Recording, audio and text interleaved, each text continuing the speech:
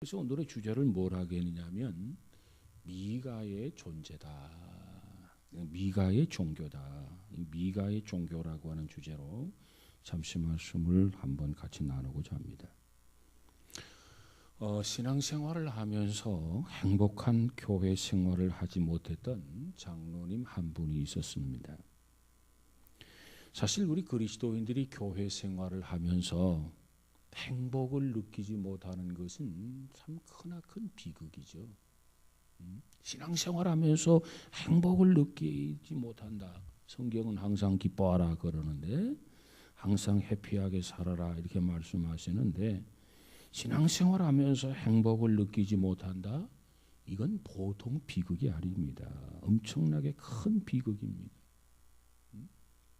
우리가 정말 교회 생활을 할 때, 자, 먼저 교회에 나오게 되죠.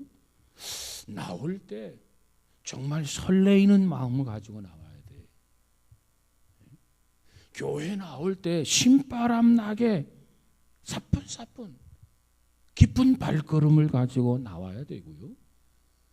그리고 교회에 나와서 우리 안에 감격이 다시 살아나야 돼요. 그리고 교회 안에서 모든 것 이루어지는 것들을 통해 우리가 먼저 재미를 느껴야 돼요.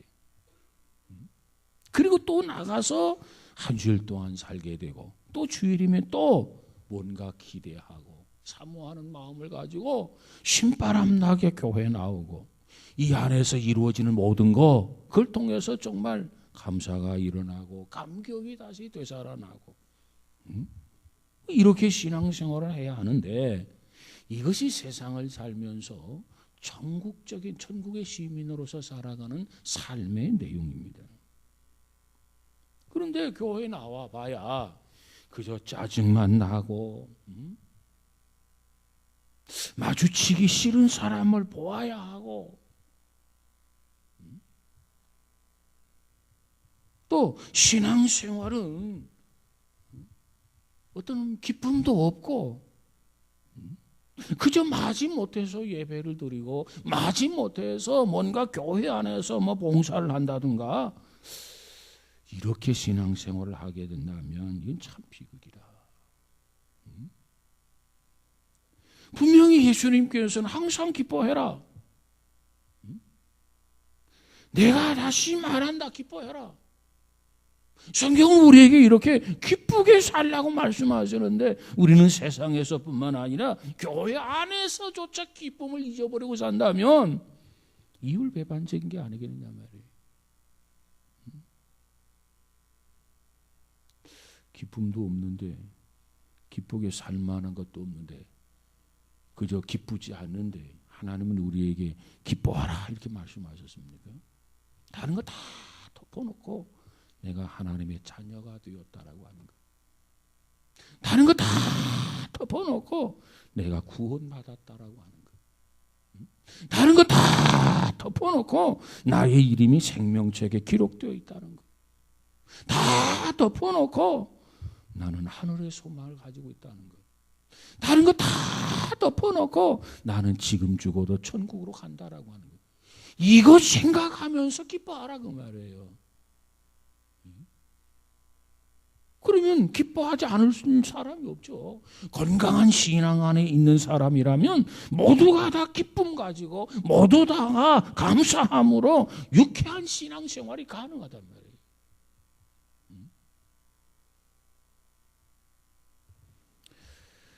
그런데 이 장로님의 신앙생활이 그러지를 못했어요.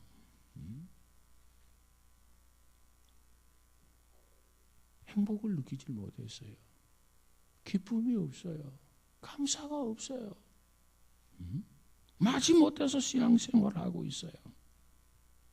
그렇다고 한다면 이 장로님이 왜 그렇게 되었는가? 기쁘게 신앙생활을 해야 되는데 행복하게 신앙생활을 해야 되는데 왜 그러지 못하는가? 그 원인이 이 장로님에게 다음 두 가지가 있어요. 두 가지로 지적할 수 있어요. 두 가지 이유. 기뻐해야 되는 기쁘게 생활하지 못한단 말이에요.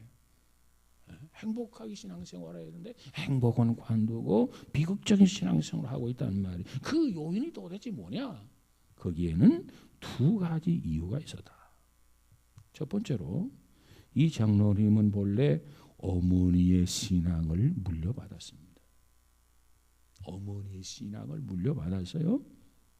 근데 문제는 어머니의 신앙을 물려받았다면 정말 해피하게 정말 감사하고 정말 기쁨을 가지고 정말 하나님을 찬양하면서 그렇게 신앙생활을 해야 되지 않겠습니까? 근데 문제가 뭐냐면 어머니의 신앙이 모범적 신앙이 되지 못했다는 거예요. 어머니가 모범적 신앙생활하는 그리스도인이었다고 한다면 그 어머니의 신앙을 물려받았으면 정말 건강하게 신앙생활을 하겠죠. 근데 어머니의 신앙을 물려받았는데 어머니의 신앙이 모범적인 신앙생활을 하지 못하는 그리스도인이었어요. 신앙이 건강하지 못했단 말이에요. 물론 그 어머니가 교회에 열심히 출석을 했습니다. 그 어머니가 기도도 열심히 했습니다. 그런데 어머니에게 뭐가 문제가 됐냐면 그 어머니에게는 자신이 축복하면 축복을 반드시 축복을 받고 자신이 저주하면 그 사람은 반드시 저주받는다라고 하는 그런 믿음을 가지고 있는 어머니였어요.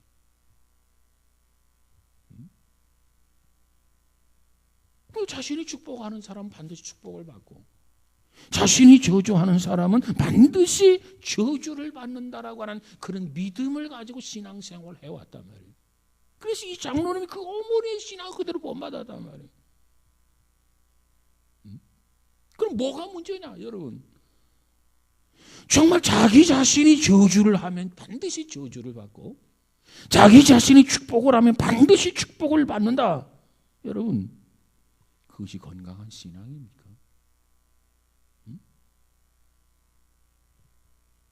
그건 건강한 신앙이 아니에요. 그런 신앙은 결코 본받을 만한 것이 못 되는 신앙이에요. 그런 신앙 본받으면 안 돼. 자기 중심적으로 자기가 축복하면 반드시 축복을 받고 자기가 저주하면 반드시 저주를 받는다. 이렇게 살아가기 때문에 어떤 문제가 생겨나냐. 이웃에 대해서 반감을 갖게 되고 이웃에 대해서 전부 갈등을 일으키게 되고 이웃의 지탄의 대상인 손가락질을 받게 된단 말이에요. 그렇게 행동하고 그렇게 말을 하니까 주변에 지탄의 대상이 되는 거예요. 어쩌면 그런 사람 때문에 교회 문을 막고 있는지도 몰라요. 그런 사람이. 내가 교회하고 있지만 저 사람 꼴보기 싫어서 내가 교회 안 나가겠다. 내가 저 사람만 만나면 내가 기분 잡죠. 저 사람을 아침에 만나면 일진이 더러워. 뭐.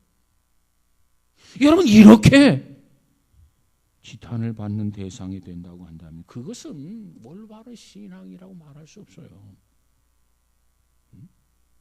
근데 문제는 이 장로님이 그러한 어머니 밑에서 신앙생활을 시작을 했단 말이에요. 그 어머니를 통해서 신앙을 물려받았단 말이에요. 그 어머니 밑에서 신앙의 뼈대를 잡았기 때문에 이 장로님의 신앙도 건강하지 못한 거라, 올바르지 못한 거라. 그런 것이 교회에 오면서도 그냥 무겁게 오고 그저 짜증 부리고 원망하고 불평하고 감사는커녕 투정 부리고 말이죠. 그래서 우리가 말씀을 바로 받고 그 겸손하게 말씀을 받고 그 말씀을 통해서 자기 신앙을 좀 더 이렇게 돈독하게 말씀을 통해서 자기 신앙이 좀 더 이렇게 성숙해지는 그런 기회가 이 장로님에게는 없었습니다. 이것이 첫 번째 이유였어요. 신앙생활은 기쁘게 행복하게 이렇게 신앙생활해야 되는데 그러지 못하는 것은 비극이다. 장로님이 바로 그런 신앙생활을 했다. 왜 그러느냐? 어머니로부터 그릇된 신앙을 물려받았다는 거예요. 이것이 첫 번째 이유이고 그 다음에 두 번째로 장로님의 마음속에 깊은 죄책감을 가지고 있다는 거예요. 장로님 마음속에 깊은 죄책감을 가지고 있어요. 그 원인이 뭐냐? 이 장로님이 이렇게 자라나면서 어머니의 재산을 관리하기를 시작합니다. 관리. 자, 어머니는 나이가 이렇게 많아지고 이 장로님은 자라면서 이제 어머니의 재산을 관리하게 되는데, 어머니의 재산을 관리하면서 이제 문제가 생겼어요. 어머니의 모든 재산을 자기가 다 관리를 하고 있어요. 그런데 어머니와 재산 관리를 하면서 의논하지 아니하고 어머니의 상당한 재산을 이 아들이 장로님이 빼돌렸어요. 그 일로 인해서 장로님의 마음속에 생기는 어머니에 대한 죄책감이었습니다. 그러면서도 물론 장로님 열심히 나가요. 또 장로라고 뭐 기도도 해요. 그래서 뭔가 교회 안에서 뭔가 열심히 하기는 하는데 항상 마음속에 이 죄책감, 뭔가 억누른 그런 강한 부담감을 가지고 그렇게 신앙생활을 하고 있다는 말이에요. 여러분, 그런 교회 생활, 그런 신앙생활이 정말 행복할 수 있겠습니까? 그러면 자기 자신에게 이와 같은 죄책감이 있으면 빨리 이것을 털어버려야 돼요. 하나님, 내가 잘못했습니다. 그저 무릎 꿇고 용서를 구하면 하나님께서는 다 용서해 주시잖아요. 알았다, 내가 없는 걸로 해주겠다. 눈과 같이 양털과 같이 깨끗이 포매시켜 주마. 이게 하나님이 주시는 말씀이에요. 근데 문제는 이 장로님이 이와 같이 어머니로부터 건강한 신앙을 물려받지 못했고, 그랬던 신앙을 물려받았고, 그리고 자기 자신 어머니 재산을 빼돌린 이 죄책감, 이걸 빨리 덜어버려야 되잖아요. 빨리 해결해야 되잖아요. 그러면서도 교회 오면서 늘 불만을 가지고 있고 불평을 하면서 자기 자신의 그와 같은 문제로부터 문제를 해결하려고 하는 게 아니라 교회에게 모든 것, 불평, 불만의 원인을 전부 교회에게 떠넘겼어요. 뭐 교회가 뭐 어쩌고 저쩌고 말이죠. 그러다 보니까 성실하게 봉사하고 충성하는 사람도 미워지기 시작하고, 올바른 신앙으로 이끌려고 하는 목사님도 마음에 안 들고, 그럼 큰 문제가 되는 거 아니겠습니까? 목사님이 말씀을 전하면 그 말씀을 겸허하게 받고 그 말씀대로 뭔가 내 자신이 수정하고 보완할 게 뭔가, 보충해야 될 게 뭔가, 그래서 그랬던 것들은 다 털어버리고 옳은 것은 다 취하고 뭔가 내 삶 속에 적용하고 실천하려고 정말 노력하고 힘써야 되는데, 그게 아니고 모든 것이 교회에 있다. 순수하게 신앙생활을 하는 사람에 대해서 못마땅하게 생각하고 말이죠. 그러다 보니까 결국은 그의 신앙이 건강하게 회복되어지는 게 아니라 정말 계속해서 삐딱하게 곁길로 나가게 되는 거죠. 그러다가 이 장로님이 어느 날 결론을 내립니다. 결론. 어떤 결론을 내리느냐? 꼴 보기 싫은 사람도 많고, 그러니까 이제는 내 자신이 스스로 제대로 신앙생활을 좀 해봐야 되겠다, 이런 생각을 가지고 자기 마음대로 운영할 수 있는 교회를 하나 개척하겠다, 교회를 하나 세워야 되겠다고 결심을 하게 됩니다. 지금 장로님이 신바람나게 신앙생활하지 못하는 거, 항상 기쁘게 신앙생활 못하는 원인이 교회에 있는 게 아니야, 목사님에게 있는 게 아니야, 다른 충실히 봉사하고 헌신하는 사람들에게 있는 게 아니라 이 모든 문제의 요인은 자기 자신이 안고 있단 말이에요. 그런데 자기 자신이 그 문제를 해결하려고 하는 게 아니라 모든 것이 마치 교회에 문제가 있는 것처럼. 그래서 자기 자신이 뭔가 제대로 신앙생활을 하기 위해서 이제는 자기 마음대로 운영할 수 있는 교회를 하나 세워야 되겠다, 이렇게 결단을 한단 말이에요. 그리고 교회를 개척하기로 작정을 합니다. 그리고 그 많은 돈 많이 빼돌렸는데 그 돈을 가지고 먼저 교회 건물부터 건축하게 됩니다. 그래서 교인들이 생기기도 전에 교회를 번듯하게 이렇게 건축을 했어요. 그것도 어디에다 세워놨느냐? 자기 집 옆에다가, 가까운데 옆에다가 교회를 세웠어요. 자기 집 옆에 교회가 있으니까 어때요? 마음 내키면 언제든지 가서 기도도 하고 예배도 드릴 수 있고 교회가 가까우니까 참 좋았어요. 그런데 아쉬운 점이 하나 있어요. 이제는 자기가 교회를 자기 집 옆에다 지어놓고 기도도 하고 예배도 드리고 얼마나 편안하게 신앙생활하는지 몰라요. 그런데 여기에 정말 아쉬운 점이 한 가지가 있었어요. 그게 뭐예요? 목사님이 없었어요. 목사님. 그래서 이 장로님이 생각을 합니다. 자기가 지금까지 교회에서 신앙생활했던 것을 되돌아보면서 자, 아무것도 모르는 사람을 목사님으로 데려와서 이제 목회를 하게 되면 또 자기 자신하고 부딪히게 될 거고 의견이 상충되는 것도 있을 거고 가만히 생각을 하다가 모르는 사람을 목사로 세우기보다는 내가 잘 아는 사람을 목사로 세우는 것이 좋겠다. 그런 생각을 갖게 돼요. 그러면 내 주변에 내가 아는 목사가 누군가?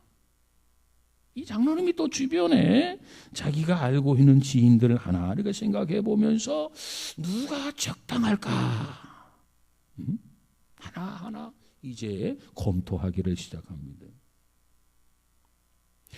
그런데 정말 자기와 아무 관계 없는 사람을 단순히 안다고 해서 데려다가 목사로 세우는 것보다는 자기 아들 가운데 성경도 좀 잘 알고 기도도 좀 잘하는 아들이 하나가 있었어요. 그래서 이 장로님이 목사님을 밖에서 청빙해 오는 게 아니라 자기 아들을 목사로 임명을 하게 됩니다. 얼마나 좋아요. 이제는 교회도 하나 탁 지어놨겠다. 자기 아들 목사로 임명했다.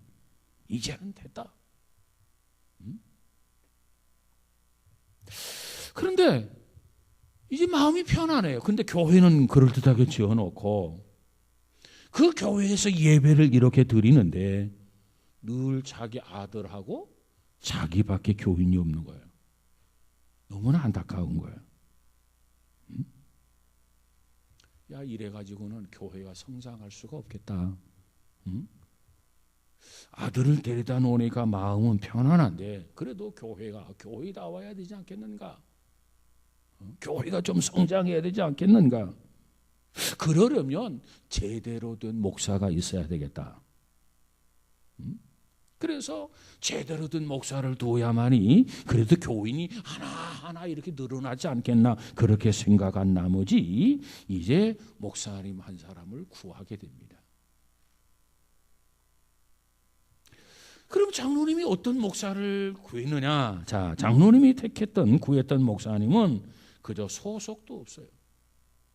그저 이 교회 저 교회 옮겨 다니고 있는 그런 방랑자와 같은 그런 목사님이 있었어요. 이제 목사님이 그 목사님과 이 장로님이 만나서 서로 대화를 하는 거예요. 근데 두 사람이 만나서 대화를 하게 되는데 의외로 죽이 잘 맞았어요. 서로 잘할 수 있을 것 같아요. 서로 불편하지 않는 관계 속에서 서로 목사님은 목사님대로 장로님을 거스르지 아니하고 목회하겠다. 장로님도 역시 이렇게 서로 불편하지 않겠다. 서로 자기 일만 하면 되겠다라고 하는 생각을 가지고 이 장로님도 오케이, 이 목사님도 오케이. 서로의 자기 중심적인 계산에 맞아 떨어진 거야. 그래서 장로님은 뭐 데려다 놓고 내가 목사를 부려먹으면 되는 거지 뭐. 내 하고 싶은 대로, 내 멋대로 뭐 목사 데려다 부려먹으면 될 거 아닌가, 이런 생각을 하고 쉽게 생각을 했어요. 목사님은 목사님대로 그저 내가 목사로 부임하게 되면 그저 누구에게 구속받지 않고 오직 장로님 한 사람만 비율을 맞추게 되면 문제가 없지 않겠나, 내가 목회를 잘할 수 있지 않겠나, 이렇게 생각을 하게 됩니다. 자, 이런 마음 가지고 장로님이 이제 교회에 목사님이 부임을 했어요. 그래서 이제 교회 면모를 갖추고 이제 목사님도 계시고 장로님도 계시고, 그러다 보니까 교인 한 사람 한 사람 들어오기를 시작하고, 그러다 보니까 예배가 활기차고 찬송도 활기차고, 이렇게 뭔가 잘 자라는 듯 했어요. 근데 이와 같이 잘못된 동기로 교회가 시작이 되었는데, 이처럼 잘못된 동기로 시작된 교회가 잘 될 리가 없습니다. 교회 생활이 자꾸 재미가 있어지게 되는데 문제가 탁 생겼어요. 문제가 터졌어요. 어떤 문제가 터졌냐면, 좀 더 큰 교회에서 그 목사님 청빙을 받게 됩니다. 이 목사님이 청빙을 받고, 이 목사님은 원래 기질이 떠돌아다니는 기질이야. 이 교회 저 교회 방랑하는 그런 기질의 목사님이 있는데, 이 청빙을 받으시고 목사님께서는 장로님과 이런 방구 한마디 의논도 없이 어느 날 보따리를 다 싸가지고 다른 교회로 가버렸어요. 그러면 이 교회는 어떻게 되겠습니까? 결국은 이 장로님은 이제 목사님이 아니게 해서, 그래서 장로님이 세웠던 이 교회가 문을 닫았더라라고 하는 이야기입니다. 여러분, 제가 지금 무슨 얘기를 여러분에게 하려고 하는지 아는 분이 계신지 모르겠어요. 오늘 우리가 사사기 17장을 읽었는데, 여러분 이 사사기 17장의 내용 1절에서 우리가 13절까지 읽었어요. 뭐 내용이 뭔지 좀 감이 잡혀요? 잡혀요? 왜 대답이 없어? 또 읽어볼까? 감이 잘 안 잡혀요. 나도 감이 잘 안 잡히는데 여러분이 성경을 읽어가지고, 물론 뭐 여러분이 나보다도 더 훌륭한 면도 있겠죠. 아마 여러분 이 성경 사사기 17장을 읽으면서 이 내용이 도대체 뭐냐, 감이 잘 안 잡힐 거예요. 제가 지금까지 여러분에게 말씀드린 이 이야기는 오늘 사사기 17장의 내용을 각색한 거예요. 그러면 사사기 17장에서 장로님이라고 하는 분이 누구라고 하면 좋을까요? 미가라고 하는 사람이에요. 장로님이라고 하는 사람이 누구냐? 미가랍니다. 미가는 원래 사사가 아닙니다. 이 사사 시대의 미가는 보통 평범한 신자예요. 평범한 신자, 보통 사람. 그러니까 이 사사기 저자는 그 시대에 살고 있는 평범한 신앙인들을 통해서 그 시대의 사람들의 의식구조, 그 시대의 사람들이 어떤 의식을 가지고 지금 살아가고 있는가, 그것을 우리에게 지금 일러주고 있는 거예요. 여러분, 그 전체적인 내용은 잘 모르겠지만, 그러나 이 17장을 쭉 읽어보면 뭔가 이 미가에게 문제가 있다. 뭔가 이 미가에게 신앙적 문제가 있다. 틀림없이 여러분 스스로 그런 느낌을 받았으리라고 생각이 됩니다. 아니, 세상에 어떻게 저런 사람이 장로까지 됐지? 어떤 면에서는 의아해하면서도 분노하는 사람도 없지 않아 있을 것입니다. 그러면 오늘 이 사사기 17장을 통해서, 오늘 이 말씀을 통해서 미가라고 하는 사람이 추구했던 그 종교와, 그때 당시 미가라고 하는 사람이 추구했던 종교와 오늘 우리 종교인의 모습이 어떻게 다른지, 미가가 추구했던 종교와 오늘의 종교가 이게 흡사한 건지 좀 다른 건지 우리가 한번 이 말씀을 공부하면서 한번 생각해 보자는 거예요. 자, 그러면 미가가 추구했던 종교는 어떤 종교였느냐? 첫째로 실용주의 종교였다는 겁니다. 실용주의 종교. 실용주의라고 하는 말, 이 실용주의의 1차적 관심은 진리가 뭐냐, 어느 것이 올바른 진리냐, 이것이 진리냐 저것이 진리냐, 거기에 있는 게 아닙니다. 실용주의 종교란 말이에요. 실용주의. 그러니까 무엇이 옳고 무엇이 그르냐를 따지지를 않아요. 어떤 것이 진리냐 그걸 따지지 않아요. 그러면 실용주의의 최대의 관심이 뭐냐? 실용주의의 최대의 관심은 어떤 일을 했을 때, 그 일을 했을 때 그것이 얼마나 나에게 유익이 되느냐?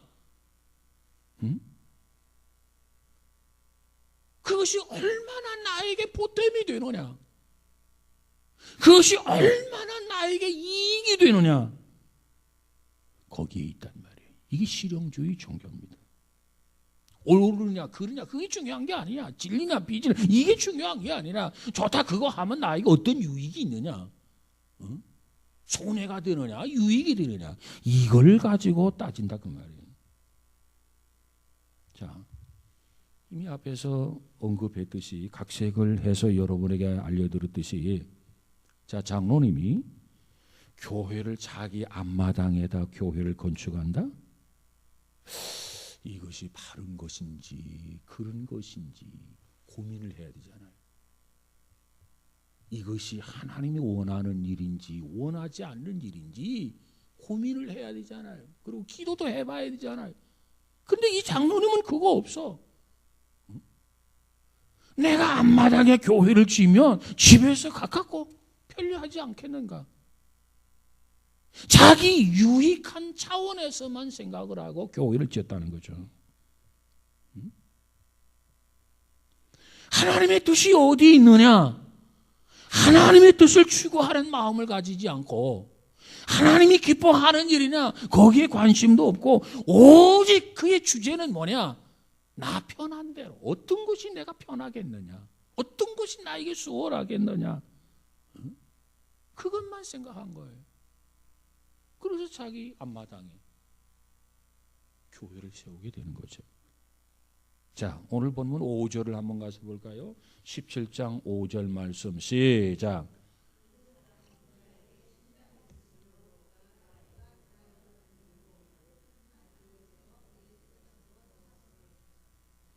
자, 5절 보니까 그 사람 미가에게 신당이 있으므로 그가 에봇과 드라빔을 만들고 한 아들을 세워 그의 제사장으로 삼았더라. 여기 신당이라는 용어를 교회라고 하는 용어로 바꾸면 딱 들어맞아요. 한번 교회라는 말을 넣어서 한번 읽어볼까요? 시작. 그 사람 미가에게 교회가 있으므로 그가 에봇과 드라빔을 만들고 한 아들을 세워 그의 제사장으로 삼았더라. 그러니까 이 미가와 그의 어머니는 신당에서 하나님 앞에 예배를 드렸어요. 신당에서 하나님 앞에 예배를 드렸어요. 그 신당에 뭐가 있느냐? 드라빔이라는 신을 만들어 놓은 것으로 보아서 그 신당 안에서 어떤 때는 다른 신을 예배하기도 하고 어떤 때는 하나님을 예배하기도 하고 그러는 장소였단 말이에요. 자기 편리한 대로, 자기 편리한 대로. 하나님이 좋아하든 하나님이 싫어하든 하나님이 기뻐하든 하나님이 마음 아파하든 그 관심 없어요. 내 편한 대로, 내 편한 대로. 그들은 신앙생활을 그렇게 했다고 말이에요. 그것도 교회 아니라고 한다면 하나님께만 예배를 드려야 되잖아요. 근데 교회 안에 우상을 만들어 놓고 말이죠. 필요에 따라서 우상을 내놓고 예배를 드리고, 때로는 우상을 치워놓고 하나님 앞에 예배를 드리고, 그런 식의 생활을 했더라. 자기중심이라, 자기중심. 하나님이라고 한다면, 하나님을 생각했다면 결코 이럴 수가 없지요. 왜? 하나님은 진노하는 일 아니겠습니까, 이게?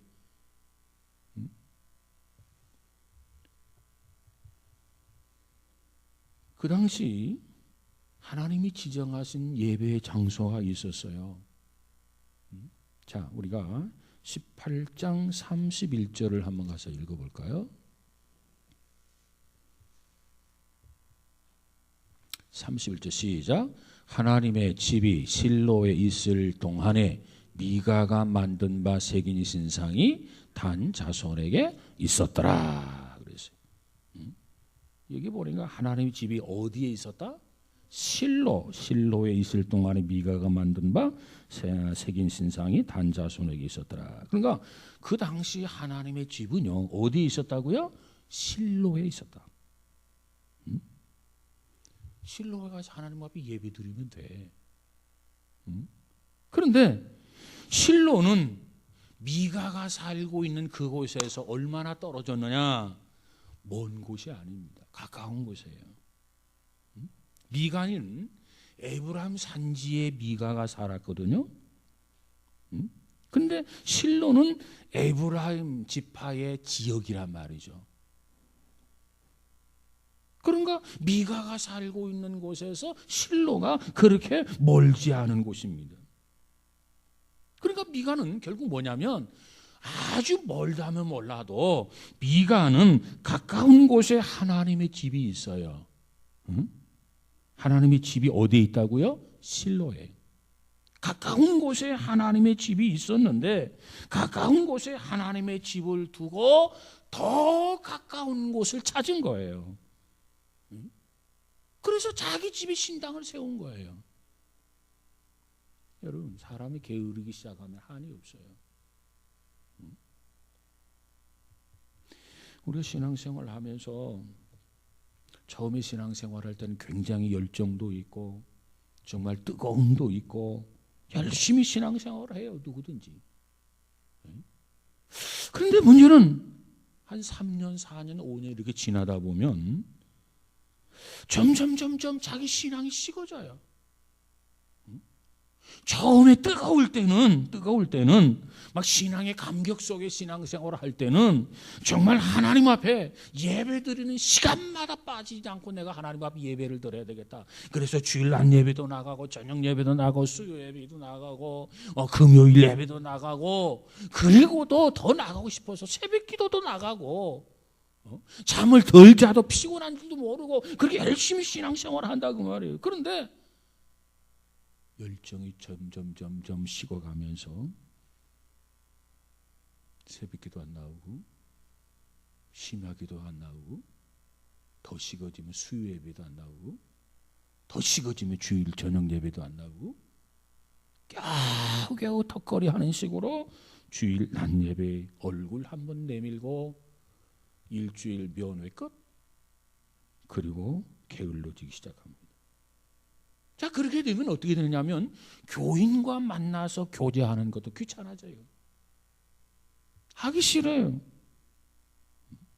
그러니까 오늘 본문의 미가는 신앙생활을 어떻게 하느냐? 자기 편리 중심으로 신앙생활을 추구하고 있다는 거예요. 편리하게. 하나님께서 나에게 무슨 말씀을 하시는가? 하나님이 나에게 어떻게 신앙생활을 하라고 하시는가? 어떻게 신앙생활하는 것이 건강한 건지, 어떻게 신앙생활하는 것이 정당한 건가? 그거 관심 없어요. 그저 내 하고 싶은 대로, 내 편리한 대로, 자기 중심적으로, 자기에게 유익을 추구하면서 이런 신앙생활한 사람이 바로 미가라고 하는 사람이었다. 어떤 게 나에게 편리하지? 어떤 게 나에게 유익하지? 편리와 유익에만 염두에 두고 살아가는 신앙생활. 이것을 미가의 종교다. 이렇게 말씀을 드립니다. 여러분, 우리 자본주의 사회에 깊이 뿌리박고 있는 철학이 바로 뭐냐면 실용주의 철학이라는 겁니다. 실용주의 철학. 이 자본주의와 실용주의는 일맥상통하거든요. 자본주의와 실용주의가 어떤 면에서 일맥상통하느냐? 그 근본 뿌리가 개인의 이기심의 자리를 잡고 있어요. 자본주의도 실용주의도. 그러니까 서로 일맥상통하는 거예요. 그 뿌리가 개인의 이기심, 개인의 이기주의, 여기에 뿌리를 두고 있단 말이에요. 이게 자본주의, 실용주의. 그러니까 우리가 신앙생활하면서 어떻게 하면 하나님의 영광을 돌릴 수 있을까? 어떻게 하면 복음을 우리가 전할 수 있을까? 어떻게 하면 십자가를 질 수 있을까? 어떻게 하면 주님을 기쁘시게 할 수 있을까? 그런 생각 갖지 않는 거예요. 실용주의 신앙생활하는 사람들. 여러분, 신앙생활하는 사람들 중에 삐뚤어진 신앙생활을 하게 된 가장 중요한 동기가 자기 이기심을 극복했느냐 못했느냐거든요. 그래서 신앙생활 하게 되면서 극복해야 할 게 자기 이기심을 극복하는 거예요. 누구든지 뭐 자기 이기심 다 있죠. 자기 유익을 추구하는 마음 다 있죠. 그러나 신앙생활을 하면서 하나님의 말씀으로 그것을 극복해야 합니다. 그래서 사도 바울이나 베드로나 스데반이나 그 많은 사도들을 보세요. 그들은 자기 이심을 극복했던 사람들이라. 그래서 오늘 우리들도 자기 이심을 극복하지 아니하고는 주의 일꾼이 될 수 없어요. 자기 이기심을 극복하지 아니하고는 올바른 신앙생활할 수 없어요. 우리 신앙이 결코 건강할 수 없단 말이에요. 여러분, 저와 여러분의 신앙은 그렇다면 어떻습니까? 혹시 나도 지금까지 신앙생활하면서 이 이기심에서 벗어나지 못한 이기심의 뿌리를 둔 신앙생활을 하고 있는 건 아닌지, 나도 모르게 실용주의에 빠져 있는 건 아닌지, 건강하지 못한 신앙이 곧 내 자신이 가지고 있는 신앙생활은 아닌가 한번 점검해 봐야 돼요. 혹시 내 자신의 신앙생활이 지나치게 이기주의, 개인주의에 뿌리를 두고 있는 신앙이었다고 한다면 하나님 앞에 기도해야 돼요. 하나님, 빨리 벗어나게 해주십시오. 하나님을 위해서 살고 이웃을 위해서 살 수 있는 그런 믿음, 그런 신앙을 허락해달라. 이렇게 하나님 앞에 기도해서 실용주의 신앙에서 벗어나는 것이 급선무예요. 급선무. 자, 오늘 이 미가의 그릇된 신앙관, 종교관 몇 가지가 있는데 그 중에 첫 번째 실용주의 종교에 관해 사로잡혔다. 이걸 말씀을 드렸어요. 무엇이 나에게 유익한 건가? 옳고 그른 것을 따지지 아니하고 무엇이 나에게 유익한 건지 유익하지 않는 건지 여기에 집중하는 그릇된 종교관을 가지고 있는 것이 미가였다. 여러분, 우리는 왜 주님을 믿어야 합니까? 왜 하나님을 믿어야 돼요? 어떤 사람은 축복받기 위해서요. 그러면 왜 부모에게 효도해야 합니까? 부모님의 재산을 상속받기 위해서요. 그 소리하고 똑같아요. 왜 우리가 부모님에게 효도해야죠? 부모님이 나를 낳아주셨으니까. 그 부모님이 가지고 있는 재산이 돈 한 푼, 무일푼이라 할지라도 그분이 나를 낳아주었고 내 생명의 근원이 그분 아니냐? 하나님께서 내 부모를 통해서 나를 세상에 태어나게 하셨고 내가 이렇게 자라나게 하셨고 그래서 나를 하나님이 이렇게 믿음의 사람으로 축복해 주셨다. 그래서 나는 부모님을 존경한다. 뭐 이렇게 나와야지. 부모님의 재산을 상속받기 위해서요. 그건 잘못된 거라. 왜 우리가 하나님을 믿어야 됩니까? 하나님이 우리를 지으셨으니까. 왜 지었느냐? 우리를 통해서 영광을 받으시기 위해서 하나님 지으셨어요. 하나님 받으신 영광이라는 게 뭐냐? 나의 조물주 하나님인 것을 먼저 인정하는 것이 하나님의 영광을 드리는 거예요. 그리고 그분의 성호를 찬양하는 거예요. 그 하나님이 나를 지으셨고 그 하나님이 내 생사에 어떤 주관하시는 그런 하나님이시고 나에게 생명을 주신 하나님이시다. 그걸 인정하고 그분을 찬양하는 것, 그것이 무엇보다도 하나님 앞에 영광을 돌리는 거란 말이에요.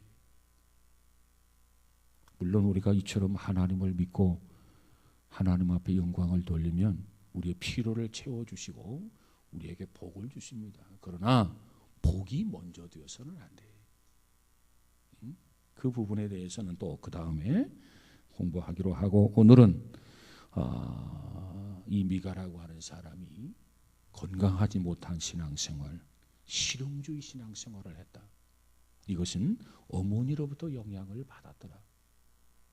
그것을 오늘 배웠는데, 여러분의 신앙이 참으로 건강해서 여러분의 자녀들에게도 건강한 신앙으로 이렇게 물려줄 수 있는 믿음의 성도들이 다 되시기를 주의 이름으로 축복합니다. 기도합시다. 거룩하신 하나님, 오늘 우리가 신앙생활 한다고 하는데 행여나 미가의 종교처럼 실용주의에 빠져서 신앙생활을 하고 있는 건 아닌지 우리 신앙을 다시 한번 점검해 볼 수 있는 이 밤이 되어지게 하옵소서. 미가는 옳고 그름을 떠나서 나에게 뭐가 유익하냐, 어떤 것이 나에게 손해를 주는 거냐, 그래서 유익한 대로만 추구하며 살았던 것이 미가였습니다. 우리는 이와 같은 관점을 떠나서 무엇이 옳고 그른 거냐, 비록 고난의 길이라 할지라도 옳은 길을 걸어갈 수 있는, 정말 좁은 길을 걸어갈지라도 진리를 따라 살아갈 수 있는 귀한 성도들이 되도록 축복하여 주옵소서. 너희들이 나를 따르려거든 누구든지 자기 십자가를 지고 나를 따르라고 했는데, 주님이 말씀하신 바 그 의도를 잘 분별해서 정말 우리가 하나님을 기쁘게 해드리고 하나님을 영화롭게 해드리며 살아가는 복 있는 자들이 되어지게 하옵소서. 우리의 신앙이 무엇보다도 건강하고, 그래서 우리의 자녀들의 건강한 신앙을 물려줄 수 있는 믿음의 부모 기성세대 되어지게 하옵소서. 예수님 이름으로 기도하옵나이다. 아멘.